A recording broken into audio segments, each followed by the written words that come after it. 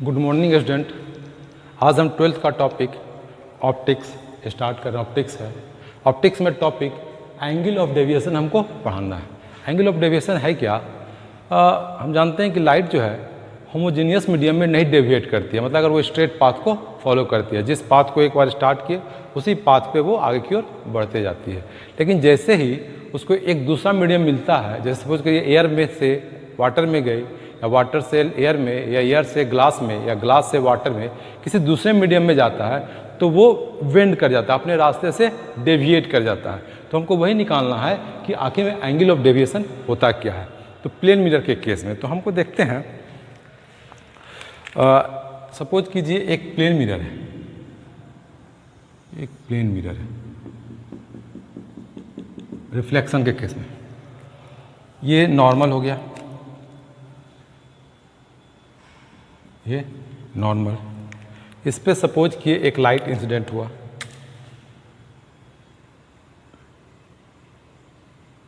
Light incident हुआ। Angle of incidence मान लेते हैं आई है, आई है। अगर ये मिरर नहीं होता तो ये इस पाथ को फॉलो करता, ये इसी पाथ को जाता है, लेकिन चूंकि रास्ते में इसे मिरर आ गया तो ये रिफ्लेक्ट बैक हो जाएगा, ये रिफ्लेक्ट बैक हो जाएगा। और हमें लॉ ऑफ रिफ्लेक्शन से जिस एंगल से इंसिडेंट हुआ उसी एंगल से लौट जाएगा। तो हम लोग कह सकते हैं कि डेविएशन कितना हुआ। तो डेविएशन ये हुआ, ये इस पाथ को जा रहा था, कुछ नहीं होता तो इस पाथ को जाता, क्योंकि अब ये इस पाथ को जा रहा, तो डेविएशन यही हुआ, ये डेविएशन। इसको हम लोग डेल्टा मान लेते हैं। तो डेल्टा को लिख सकते हैं angle of deviation, angle of deviation मतलब वो इस पाथ को जा रहा था, अब वो इस पाथ को जा रहा है, तो कितना एंगल से डेविएट किया। तो हम लोग सिंपली ये देख सकते हैं, ये टोटल एंगल 2 पाई है, यहाँ से एंगल कितना है 2 पाई। 2 पाई में ये आई और आई 2i घटा देंगे तो ये हमारा डेल्टा निकल जाए। या कह सकते हैं I plus delta is equal to 180 degree. ये आई और ये delta is equal to 180 degree. तो delta is equal to 180 minus 2i, ये हम लोग लिख सकते हैं। और ये कह सकते हैं डायरेक्शन भी इसका क्या हुआ, जा रहा था इधर की ओर, डेविएट चला गया इधर की ओर, तो ये कौन सा डायरेक्शन हुआ, एंटी क्लॉकवाइज डायरेक्शन। तो ये हो गया हमारा, इतना एंगल से डेविएट किया, anti clockwise direction, clockwise direction में एंटी क्लॉकवाइज। तो याद रखिएगा, मिरर के केस में जो लाइट रिफ्लेक्ट बैक हो जाती है उसका एंगल ऑफ डेविएशन क्या होता है, 180 माइनस 2i, यही चीज़ हो गया, पाई माइनस 2i, इतने एंगल से डेविएट होता है। क्वेश्चन में पूछा जाता है। ये तो हुआ सिंगल रिफ्लेक्शन। अगर मान लीजिए एक से ज़्यादा मिरर हो, 2 मिरर हो, 3 मिरर हो, तो उस समय डेविएशन क्या होता है, हर मिरर से डेविएट करेगा।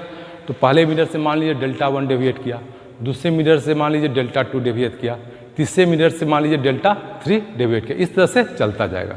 तो हम लोग टोटल डेविएशन क्या होगा, delta 1 plus delta 2 plus delta 3। लेकिन ये ध्यान सिंपली हम लोग ऐड नहीं करेंगे, ये ध्यान रखना पड़ेगा कि जो डेविएशन का जो डायरेक्शन है वो सेम हो। अगर मान लीजिए एक डेविएशन अगर क्लॉकवाइज डायरेक्शन में डेविएट किया, दूसरा डेविएशन अगर एंटी क्लॉकवाइज डेविएशन में डेविएट किया, तो हम लोग दोनों को ऐड नहीं करेंगे, दोनों को क्या करेंगे, सब्ट्रैक्ट करेंगे, तो हमको नेट डेविएशन मिलेगा।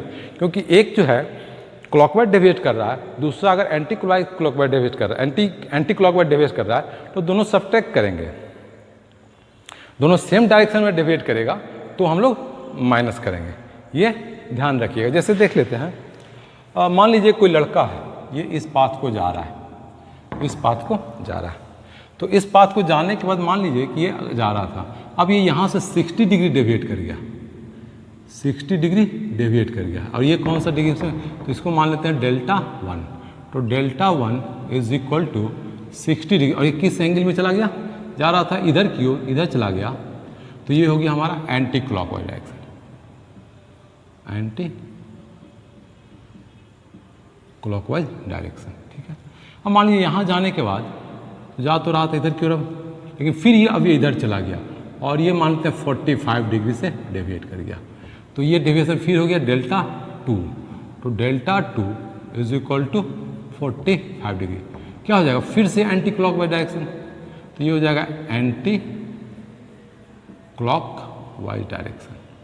तो अब total delta is equal to delta 1 plus delta 2, ये सिंपली ऐड कर देंगे। क्यों ऐड करेंगे? क्योंकि दोनों का जो डायरेक्शन का डेविएशन है वो सेम है, एंटी क्लॉकवाइज डायरेक्शन में, तो दोनों को हम लोग जोड़ देंगे। तो ये हो जाएगा 60 प्लस 45 इज इक्वल टू हो जाएगा 105 anti clockwise direction, anti clockwise direction, है ना।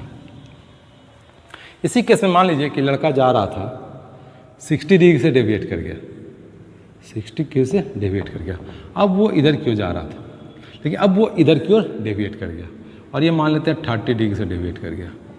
तो ये deviation delta 1 equal to 60 degree anti clockwise direction है, एंटी क्लॉकवाइज डायरेक्शन है। और ये डेल्टा 2 ये किधर की ओर, ये जा रहा था इधर की ओर, लेकिन ये डेविएट कर गया इधर की ओर, तो ये क्या हो गया delta 2 is equal to 30 degree. और ये किस डायरेक्शन में हो जाएगा? क्लॉकवाइज डायरेक्शन में हो जाएगा, क्लॉकवाइज डायरेक्शन में, क्लॉकवाइज डायरेक्शन में। तो अभी देखिएगा एंटी क्लॉकवाइज में 60 डिग्री और क्लॉकवाइज में 30 डिग्री, तो net deviation delta is equal to जो बड़ा ज़्यादा है वही रह जाएगा, ओवरऑल नेट रह जाएगा। तो 60 माइनस 30, और कौन सा बच जाएगा? क्योंकि 60 डिग्री एंटी क्लॉकवाइज है, तो बच जाएगा क्या 30 degree anti clockwise direction, anti clockwise direction, ये याद रखिएगा। तो मतलब हुआ कि डेविएशन है तो सिंपली ऐड नहीं करते हैं, हमको देखना भी होता है कि वो डेविएशन जो है सेम डायरेक्शन में हो रहा है, दो से ज़्यादा डेविएशन है, अगर सेम डायरेक्शन में होगा तो सिंपली ऐड कर देंगे, और अगर अपोजिट डायरेक्शन में होगा तो सिंपली ऐड सब्सट्रैक्ट कर देंगे। सब्सट्रैक्ट कैसे करेंगे? बड़ा वाला जो डेविएशन होगा उससे छोटा वाला डायरेक्शन डेविएशन को डेविएट कर देंगे, और अवल जो बड़ा वाला डेविएशन होगा वही रह जाएगा। जैसे यहाँ देखिएगा 60 डिग्री एंटी क्लॉकवाइज था और 30 डिग्री क्लॉकवाइज था, तो ओवरऑल जो हो जाएगा 60 माइनस 30 डिग्री होगा जो एंटी क्लॉकवाइज होगा। क्यों? क्योंकि इससे ज़्यादा डेविएशन जो है एंटी क्लॉकवाइज डायरेक्शन हुआ है। तो इसी को हम लोग देखते हैं मिरर में कैसे यूज करते हैं इस कंसेप्ट को।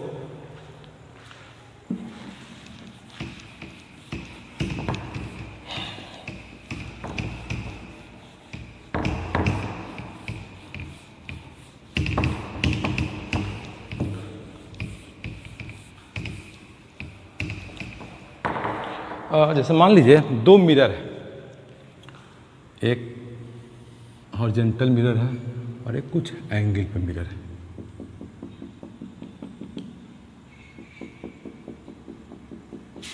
मान लिया कि ये मिरर M1 है और मान लिया मिरर M2 है।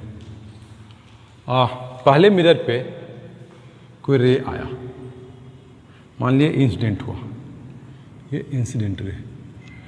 आफ्टर इंसिडेंट ये मान लेते हैं कि दोनों मिरर के बीच का जो एंगल है थीटा, ये आई एंगल से इंसिडेंट हुआ, आई एंगल से incident. Angle of deviation in multiple reflection.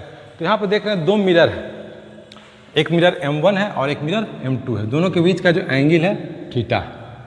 मान लिया कि एक इंसिडेंट रे आई एंगल पे इंसिडेंट हुआ, तो ऑटोमेटिकली ये रिफ्लेक्शन के बाद आई एंगल पे ही जाएगा, ये आई एंगल से ही जाएगा। आई एंगल पे ये जा करके दूसरे मिरर को हिट किया, दूसरे मिरर को हिट किया। तो अब ये कितने एंगल पे हिट किया?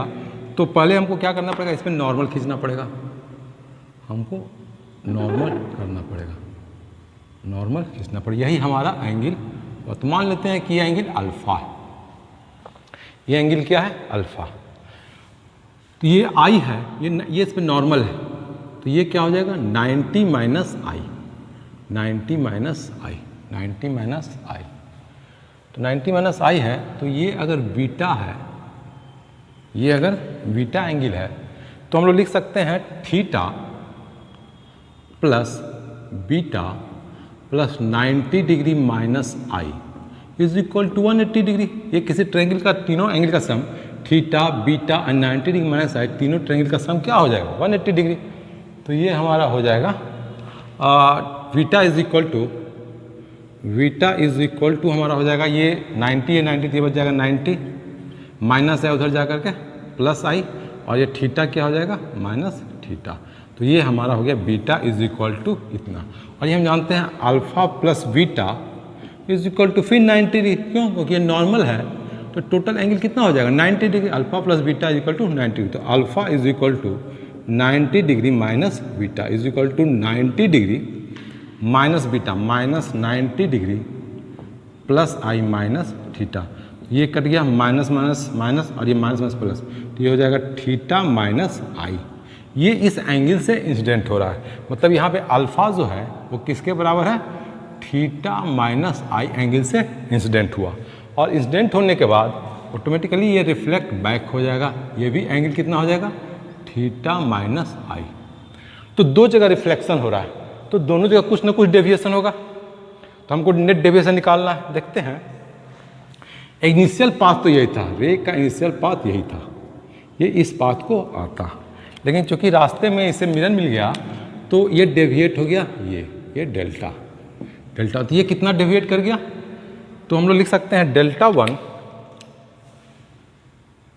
One is equal to deviation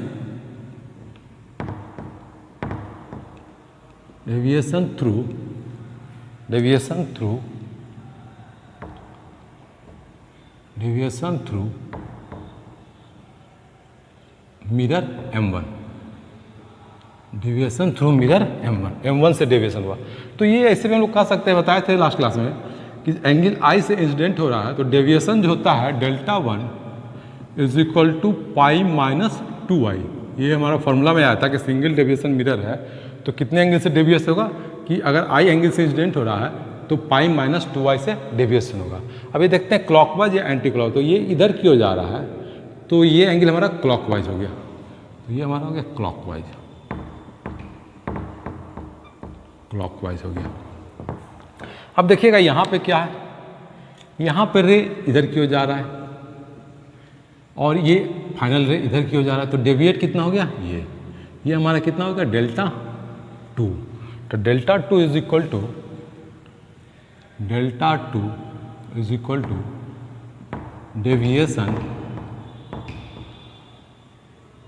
deviation through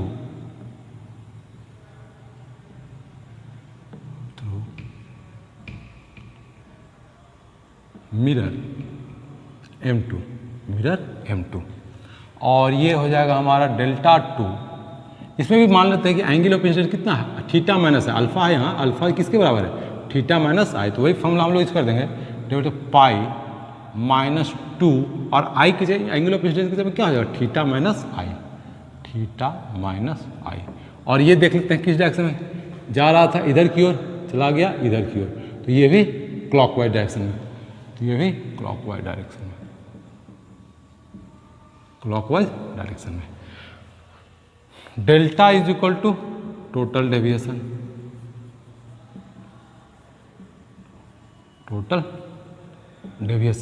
तो delta is equal to delta 1 plus delta 2, दोनों ऐड हो जाए, सिंपली ऐड हो। क्यों? क्योंकि ये भी क्लॉकवाइज डायरेक्शन है, ये भी क्लॉकवाइज है और ये भी क्लॉकवाइज, मतलब टोटल डेविएशन दोनों सिंपली ऐड हो जाएगा। तो ये हमारा हो जाएगा pi minus 2i plus pi minus 2 theta minus I. तो ये हमारा हो जाएगा pi 2 pi and pi 2 pi minus 2i minus 2 theta plus 2i। तो ये कट गया, तो बच गया 2 pi minus 2 theta delta is equal to, मतलब टोटल डेविएशन होगा अगर कोई दो मिरर थीटा एंगल पे इंक्लाइंड है तो उस पर जो इंसिडेंट रे होगा दोनों मिरर से रिफ्लेक्ट होने के बाद जो डेविएशन होगा वो फिक्स होगा। वो मतलब इसका मतलब ये हुआ कि एंगल ऑफ इंसिडेंट जो आई है उससे इंडिपेंडेंट होगा। मतलब आप 15 डिग्री पे इंसिडेंट कराइए, 16 डिग्री पे, 70 डिग्री, 35 डिग्री, किसी एंगल पे आप इंसिडेंट कराइए, वो डेविएशन होगा जो मिरर के बीच का जो दो एंगल है थीटा उसी पे डिपेंड करेगा और वो फिक्स वैल्यू होगा 2 पाई माइनस 2 थीटा। ये याद रखिएगा, है ना। यही हम लोग बोलते हैं एंगल ऑफ डेविएशन, है ना। इससे फॉर्मूला आप लोग यूज करके हम लोग किसी भी एंगल का डेविएशन निकाल सकते हैं, टोटल एंगल ऑफ डेविएशन निकाल सकते हैं। ठीक, थैंक यू।